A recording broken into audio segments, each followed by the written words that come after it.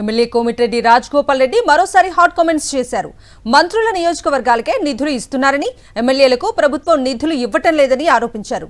నిధుల కోసం మంత్రులు సీఎం చుట్టూ తిరగాల అని అసంతృప్తి వ్యక్తం చేశారు.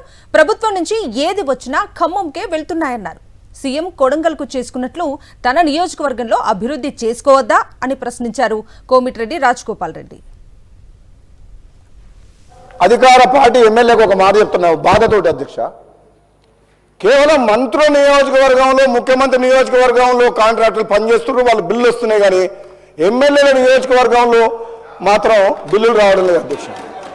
ఇది ఎందుకు? ఎమ్మెల్యే లేకుంటే ముఖ్యమంత్రి మంత్రులు ఉన్నారు అధ్యక్ష, ఈ ప్రభుత్వం ఉందా? ఈ ఎమ్మెల్యేలు అందరూ కలిస్తేనే ప్రభుత్వం గవర్నమెంట్ ఫామ్ అయింది. గవర్నమెంట్ ఫామ్ అయితేనే ముఖ్యమంత్రి మంత్రులు. మంత్రుల చుట్టూ అడుక్కోవాల్సిన పరిస్థితి, ముఖ్యమంత్రి దగ్గరికి బిల్లు కోసం పోవాల్సిన పరిస్థితి ఏంటి అధ్యక్ష? ఇది చాలా బాధాకరం.